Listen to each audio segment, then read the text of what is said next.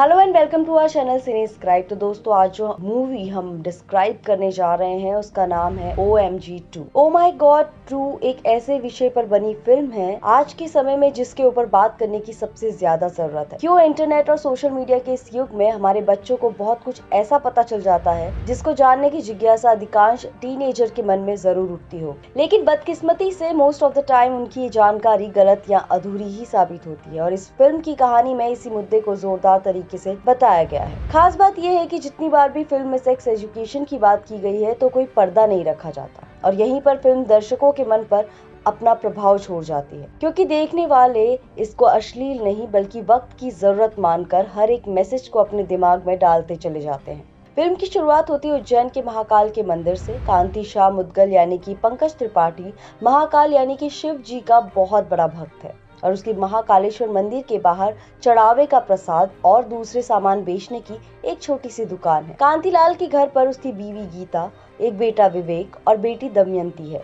सब कुछ बेहद शांतिपूर्ण तरीके से चल रहा था कि तभी उनकी जिंदगी में एक तूफान आ जाता है। एक दिन अचानक से कांति शाह को अपने बेटे के हॉस्पिटल में एडमिट होने के बारे में मालूम पड़ता है, तो वो भागा भागा हॉस्पिटल पहुंच जाता है, जहां डॉक्टर उसको बताते हैं कि विवेक ने सेक्स क्षमता बढ़ाने वाली दवाई का ओवरडोज ले लिया था, जिसके कारण उसकी हालत खराब हो गई और उसको हॉस्पिटल में भर्ती कराना पड़ा। यहाँ तक कि विवेक ने पूरी रात मास्टरबेट भी किया था। ये सब सुनकर कांति शाह का माथा ठनक जाता है, क्योंकि उसकी नजरों में ये सब पाप था, पर उसकी समझ में ये नहीं आ रहा था कि विवेक के ऐसा करने के पीछे का क्या कारण था। तब विवेक का दोस्त कांति शाह को बताता है स्कूल में विवेक के लिंग के आकार को लेकर कुछ बच्चे काफी दिनों से उसका मजाक उड़ा रहे थे। विवेक को तो इस बात का पता ही नहीं था कि सामान्य लिंग का आकार कितना होना चाहिए था। सही जानकारी के अभाव में वो नकली तेल बेचने वाले बाबाओं से लेकर झोला छाप डॉक्टरों तक एक चक्कर लगाने लगता है। जब उसको कहीं से कोई फायदा नहीं मिलता तो वो मेडिकल स्टोर से सेक्स वर्धक दवा खरीद कर उसका ओवरडोज ले लेता है। बात यही खत्म नहीं होती। दरअसल स्कूल के बाथरूम से किसी ने उसका एक आपत्तिजनक वीडियो बनाकर अपलोड कर दिया था। उसके बाद तो वो वीडियो बुरी तरह से वायरल हो जाता है। शहर में हर जगह शाह परिवार की जग हसाई होने लगती है, यहाँ तक कि विवेक को स्कूल से भी निकाल दिया जाता है। यानी कि एक तरह से शाह परिवार किसी को भी मुंह दिखाने के काबिल नहीं बचा था। घर में भी सभी लोग विवेक को ही दोष दे रहे हैं। शर्म के मारे विवेक किसी से भी आंख मिलाने के काबिल नहीं बचा था कि तभी किसी बच्चे के साथ मारपीट के मामले में पुलिस विवेक को पकड़ लेती है और अपने बेटे को बचाने के लिए कांति को पुलिस स्टेशन जाना पड़ता है, जहां पहली बार उसकी मुलाकात होती है महाराज यानी कि अक्षय कुमार से। असल में महाराज ही शिव जी होते हैं, जो भेष बदलकर अपने भक्त की मदद करने के लिए पृथ्वी पर आए थे। महाराज अपने किसी सामान के खो जाने का बहाना करके रिपोर्ट लिखवाने के लिए पुलिस स्टेशन आए होते हैं, इसीलिए कांति उनके ऊपर कुछ खास ध्यान नहीं देता। इतना सब कुछ हो जाने के बाद अब शाह परिवार कुछ समय के लिए शहर छोड़कर जाने का फैसला कर लेता है, लेकिन ये सब देखकर विवेक का कॉन्फिडेंस बुरी तरह से हिल जाता है। यहाँ तक कि वो स्टेशन पर जाकर ट्रेन के सामने खड़े होकर आत्महत्या करने की भी कोशिश करता है, लेकिन ऐन वक्त पर महाराज यानी महादेव वहां पहुंचकर विवेक को बचा लेते हैं। इसके बाद महादेव कांति से कहते हैं कि क्या उसने ये जानने की कोशिश की कि क्या जो कुछ भी हुआ उसके लिए वाकई में विवेक दोषी था। इतना ही नहीं, महादेव ही कांति को विवेक की इस हालत के लिए जिम्मेदार लोगों को सामने लाने के लिए कोर्ट में केस करने का रास्ता दिखाते हैं। बात कांति की समझ में आ जाती है, क्योंकि विवेक ने जो कुछ भी किया था वो जानकारी के अभाव में किया था, इसलिए उसको अपनी भी गलती महसूस हो जाती है, क्योंकि विवेक को शिक्षित करने का उसका भी फर्ज बनता था। अब वो शहर छोड़कर जाने का फैसला वापस ले लेता है। स्कूल से लेकर नकली बाबाओं, मेडिकल स्टोर और यहाँ तक कि खुद पर भी कोर्ट केस कर देता है, क्योंकि इन्हीं लोगों की नासमझी, अंधे ज्ञान और लापरवाही की वजह से आज उसके बेटे की ऐसी हालत हो गई। लेकिन आज तक के इतिहास में जज के पास ये पहला ऐसा मामला आया था जहाँ किसी शख्स ने खुद के ऊपर ही केस कर दिया था, इसलिए वो हैरान रह जाते हैं। लेकिन कांति उनको सारी बात बताता है और अपनी गलती मान भी लेता है। इसके बाद वो बाकी के लोगों से विवेक से माफी मांगने की मांग रख देता है और महाकाल के सामने चढ़ावे के लिए हर्जाने के रूप में 11, 21, 51 और 101 रुपए देने के लिए कहता है। साथ में उसका कहना था कि उसके बेटे को स्कूल में वापस लिया जाए, लेकिन उसको पहला खटका तब लगता है जब सुनवाई से पहले ही बचाव पक्ष की वकील कामिनी माहेश्वरी यानी कि यामी गौतम को देखकर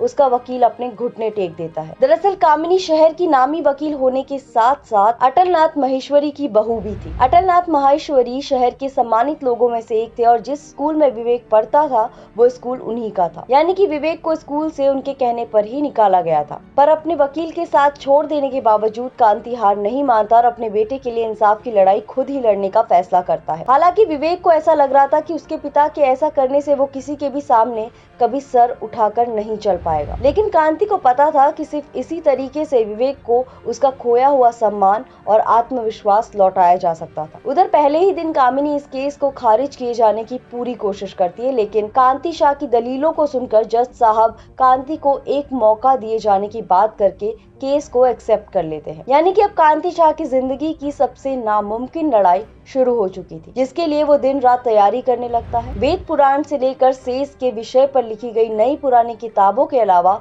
अखबारों के पन्ने तक खंगालना शुरू कर देता है और इस काम में उसको अपनी बेटी दमयंती का भी साथ मिलता है। एक तरफ कामिनी की दलील होती है कि इस तरह की बातें स्कूल में पढ़ाई या सिखाई नहीं जा सकती, जिस पर कांति भारत की सनातन संस्कृति से लेकर काम शास्त्र और अग्रजों के पहले की भारतीय शिक्षा पद्धति को अपना हथियार बनाकर जिरह करता है। उसका साफ कहना था कि अगर स्कूल में ही उसके बेटे को इन बातों के बारे में बताया जाता तो आज उसकी ऐसी हालत नहीं होती। उसके पास कामिनी के हर एक तर्क का जवाब रहता है। वो इसको पुरुषों के मन में स्त्रियों के लिए सम्मान और उनके इमोशंस को समझने से भी जोड़ देता है। कामिनी कोर्ट में विवेक, दमयंती और कांति की बीवी गीता को बुलाकर उनसे उल्टे सीधे सवाल करके उनका हौसला गिराने की कोशिश करती है। विवेक तो कुछ भी कहने की हालत में ही नहीं रहता, लेकिन दमयंती और गीता कामिनी के हर सवाल का उसकी आंखों में आंखें डालकर जवाब देती है, जिसको कामिनी उनकी बेशर्मी बता देती है। उधर कांतिलाल जिस घर में रहता था वो घर महाकाल के मंदिर के पुजारी यानी कि गोविंद नामदेव का था। पुजारी जी कांति के इस कदम से बेहद नाराज रहते हैं और वो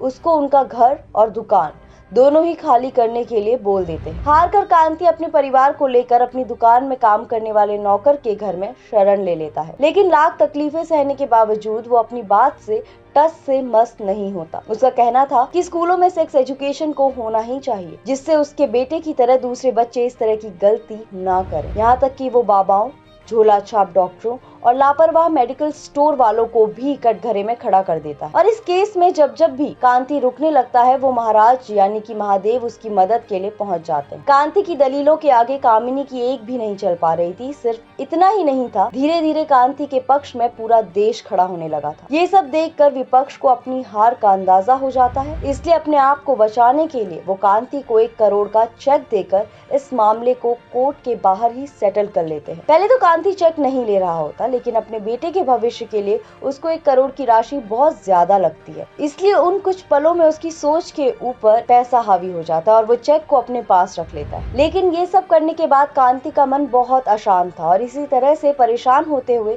वो स्कूटर चलाकर घर लौटने लगता है, लेकिन रास्ते में ही उसका भयानक एक्सीडेंट हो जाता है। डॉक्टर कांति को मृत घोषित कर देते हैं, लेकिन यहाँ पर सब कुछ पहले वाली ओ माय गॉड की तरह ही होता है और कांति को बचाने के लिए भगवान को अपने असली रूप में उसके सामने आना ही पड़ता है। तब भगवान उसको उसकी गलती का एहसास कराते हैं, क्योंकि बाहर स्कूल के मालिक और उनकी वकील बहू ने जज साहब के सामने ये साबित कर दिया था कि कांति ने ये सब कुछ पैसे के लिए किया था। अब कांति महादेव के पैरों में गिरकर अपने किए की माफी मांगने लगता है। उसको महसूस होता है कि उसकी एक गलती के कारण सब कुछ खत्म हो गया था। उसने अपने परिवार के साथ देश के सभी लोगों का भरोसा तोड़ दिया था, लेकिन महादेव उसको बताते हैं कि अभी भी देर नहीं हुई थी और वो उसको तुरंत ही कोर्ट में पहुंचा देते हैं, जहाँ केस का फैसला सुनने के लिए लोगों का हुजूम जमा होता है। यहाँ तक कि जज साहब को आज की सुनवाई के लिए अदालत को खुले में लगाना पड़ा, लेकिन जैसे ही वो और विपक्षी पक्ष के लोग कांति को वहाँ पर देखते हैं तो सब हैरान रह जाते, क्योंकि उनके मुताबिक कांति ने पैसे लेकर मामले को खत्म कर दिया था। पर कांति अपने किए के लिए जज साहब से भी माफी मांग लेता है। पर कामिनी अब तक अपनी बात पर अड़ी हुई थी कि स्कूलों में सेक्स एजुकेशन नहीं देना चाहिए। यहाँ तक कि वो ये भी कह देती है कि कई धर्मों में इसको पाप माना जाता है, लेकिन वहाँ पर आए लोगों ने खास करके युवा से उसको कड़े विरोध का सामना करना पड़ता है, जिनका साफ कहना था कि मास्टरबेट करने में कोई खराबी नहीं है। फिल्म के अंत में विवेक भी सर उठाकर आ जाता है और कहता है कि अगर उसको इन बातों की सही जानकारी दी गई होती तो वो ऐसी गलती कभी नहीं करता और सेक्स के बारे में एजुकेट करने की जिम्मेदारी तो स्कूल की ही थी। वो मानता है कि जो कुछ भी उसने किया वो गलत तो नहीं था, लेकिन उसको स्कूल में ऐसा नहीं करना चाहिए था। इसके बाद कामिनी के कहने के लिए कुछ नहीं बचता और वो खामोश हो जाती है। सबकी बातें सुनने के बाद जज साहब कांति शाह के पक्ष में फैसला सुना देते हैं और सभी दोषी लोगों को कांति की मांगे माननी पड़ती है। पहले वाली फिल्म में परेश रावल अपने परिवार को भगवान से नहीं मिला पाया था, लेकिन इस फिल्म में कांति अपने परिवार को महादेव से मिलवाता है, लेकिन उनको भगवान की सच्चाई नहीं बताता। और इसी के साथ फिल्म यहीं पर खत्म हो जाती। तो दोस्तों, ये सेक्स एजुकेशन से रिलेटेड फिल्म आपको कैसी लगी हमें कमेंट करके जरूर बताएं और साथ ही चैनल को लाइक, शेयर एंड सब्सक्राइब करना ना भूलें। धन्यवाद।